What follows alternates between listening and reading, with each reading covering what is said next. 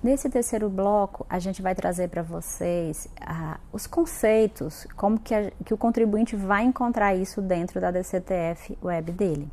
Então, o sistema já divide créditos vinculáveis em 3 grupos: créditos propriamente dito, deduções e pagamento. São as formas de vincular ao débito. Os créditos, exclusão, suspensão, parcelamento e compensação. Lembrando que o parcelamento e a compensação só vai ser possível na DCTF retificadora. Explicando, hoje, atualmente, o contribuinte apura o débito, por exemplo, lá na GFIP, depois ele transmite a GFIP e parcela esse débito. Depois que ele parcela esse débito, ele não tem mais como informar na GFIP, ele não faz uma GFIP retificadora para informar que parcelou o débito. Né? Na DCTF normal que a gente tem hoje, o contribuinte entrega a DCTF, gera o débito no sistema e ele parcela. E aí, nesse caso, ele também não vai precisar mandar uma DCTF retificadora para informar esse parcelamento. Aqui na DCTF Web, toda vez que ele precisar alterar alguma informação, ele tem que alterar lá na escrituração.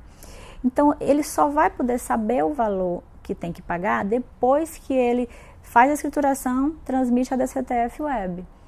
Então, não tem como, na DCTF Web, ele já informar um parcelamento, porque ele nem sabe ainda o valor a pagar. Agora, posteriormente, se ele retificar essa DCTF, ele vai poder informar nessa DCTF parcelamento e compensação. Mas, originalmente, ele só vai conseguir, naquele primeiro momento, abater as deduções, que é o que já vem lá de salário família, de crédito, salário maternidade e retenção. E uma quarta figura aqui, que é adiantamento de retenção, que a gente vai entender que esse adiantamento de retenção só existe para a DCTF do 13º salário. E o pagamento, que também, ele depois que fizer uma DCTF retificadora, é que ele vai conseguir aproveitar esse pagamento, porque dentro da DCTF Web ele não tem como aproveitar nenhum pagamento, porque ele não tem como pagar sem gerar a DCTF Web para apurar a informação. Então, reforçando, deduções, salário família, salário maternidade, retenção 9.711.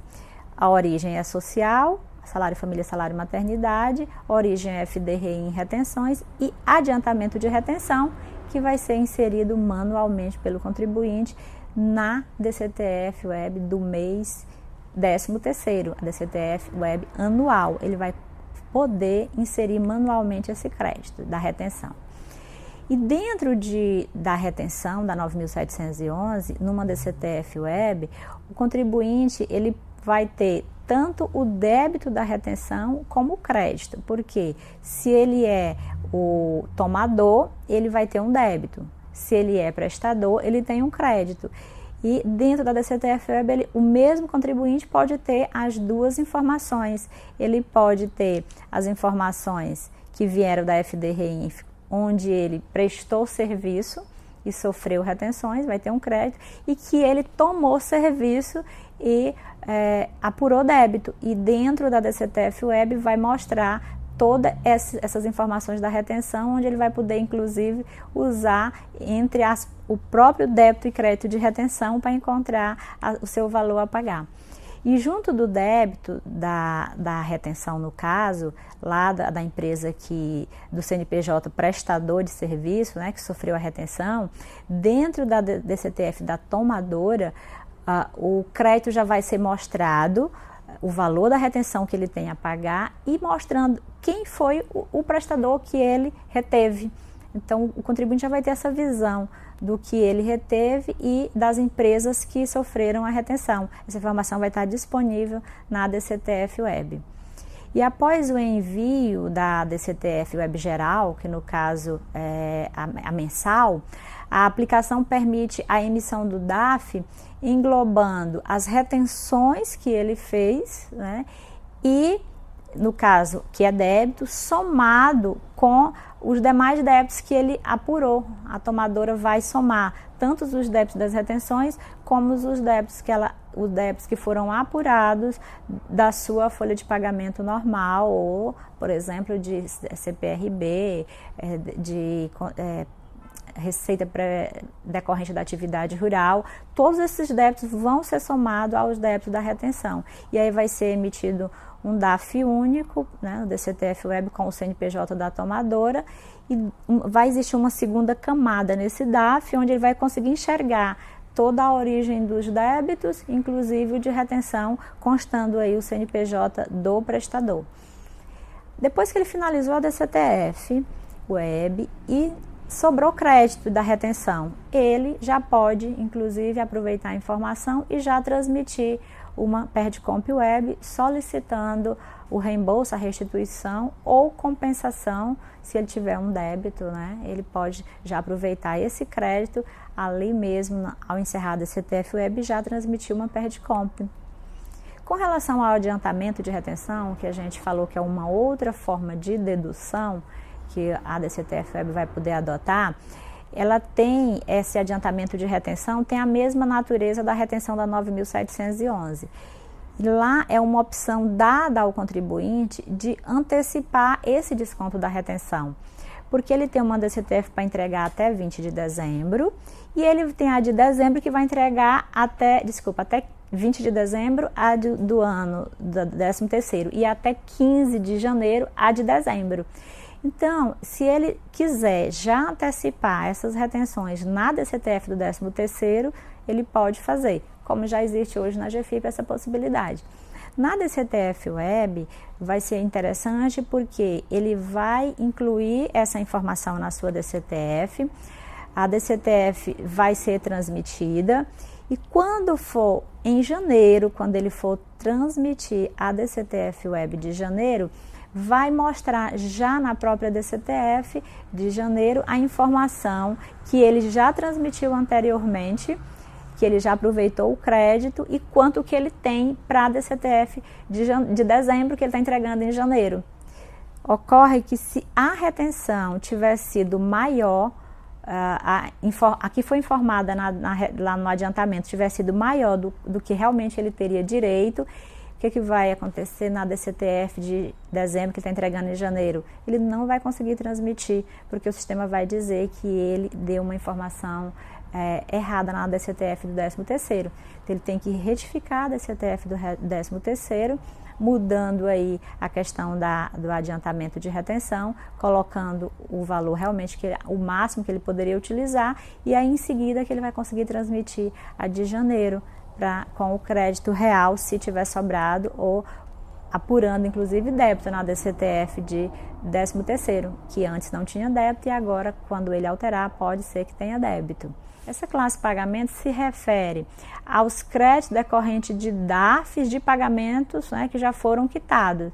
E ele só pode ser utilizado na DCTF retificadora, porque até então ele não tem como pagar nenhuma contribuição previdenciária e quando entrar o imposto de renda retido na fonte, nenhum imposto de renda retido na fonte em DAF normal, como acontece hoje.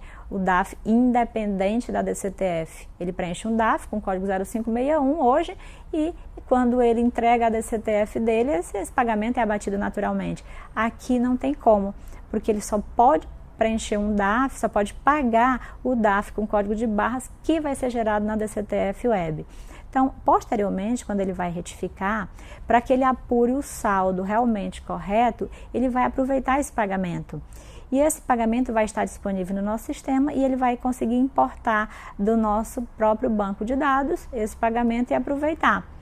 Caso esse pagamento tenha sido feito há poucos dias, e a gente sabe que leva um tempo para entrar na base da Receita, ele consegue, apenas com o número do pagamento, recuperar a informação e inserir esse manualmente na sua DCTF Web. Mas ele vai inserir um DAF que já foi pago, apesar de não constar no sistema, mas já foi pago. E esse DAF tem um número, então ele consegue, digitando o número aqui nessa tela da DCTF Web, ele consegue recuperar o DAF e aproveitar esse DAF. A classe de créditos que a gente tem falado contém outros créditos, né, que com exceção da suspensão não tem origem na escrituração. Então a gente estava falando ali até então de deduções que ele pôde fazer na DCTF. E agora nessa classe de créditos, que são outros créditos que a gente vai explicar, a gente vai ver aqui que tem a exclusão, a suspensão, o parcelamento e a compensação. O que é essa exclusão dessa classe de crédito que ele vai aproveitar na DCTF dele?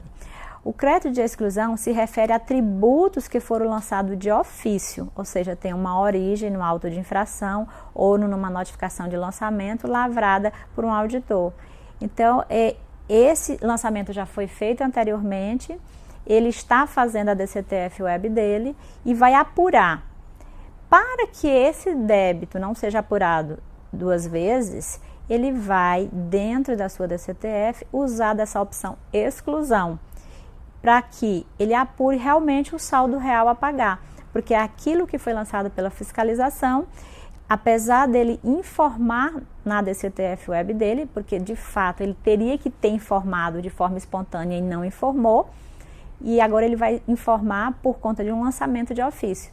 E para que essa informação, por exemplo, alimente o CNIS do empregado, vamos supor que foi deixado de recolher sobre uma determinada rubrica da folha de pagamento a contribuição previdenciária. E, obviamente, essa informação não alimentou lá o CNIS. Com a DCTF Web, com o E-Social, a informação vai alimentar o CNIS. Então, para que essa informação alimente, precisa ser informado no E-Social, por exemplo, o dado que deixou de ser informado pela primeira vez.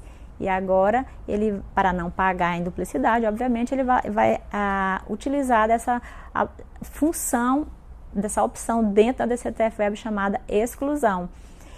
Quando o lançamento foi feito pelo auditor, essa informação vai constar do nosso sistema. Então, a empresa vai poder importar essa informação. Se por algum motivo não constar no sistema ainda, ele vai poder incluir manualmente. E nessa inclusão manual, ele vai informar o número do processo administrativo, que culminou com o lançamento de ofício, o código do tributo que está sendo excluído, o valor do tributo lançado de ofício, se for retenção, o CNPJ do prestador de serviço, e se for de obra, o CNO da obra que foi originário daquele lançamento de ofício. É importante ressaltar que a gente já conhece que os lançamentos de ofício, os códigos não seguem o mesmo, não é igual, não é similar o código do lançamento de ofício com o código lançado espontaneamente. O mesmo vai ocorrer na DCTF Web. Então, como dentro da DCTF Web nós teremos todos os débitos previdenciários divididos, cada um na sua classe, nós temos lá todos os débitos do segurado, do empregador, de outras entidades, todos separados, aquele tipo de código que foi lançado na DCTF Web, para ser considerado aqui na exclusão, precisa que o código do lançamento de ofício seja compatível. Então, ele dá um exemplo. A Receita 2096 é a contribuição segurado, lançamento de ofício. E poderá ser utilizada somente para deduzir, por exemplo, o código lá na DCTF Web 1082, que corresponde a segurados empregados avulsos, ou 109901, que corresponde a segurados contribuinte individual.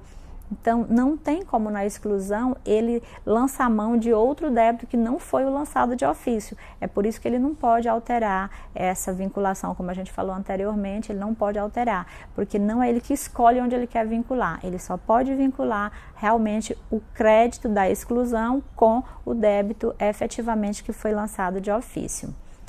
O mesmo ocorre no parcelamento, que é também uma outra forma de crédito que ele vai informar na DCTF retificadora.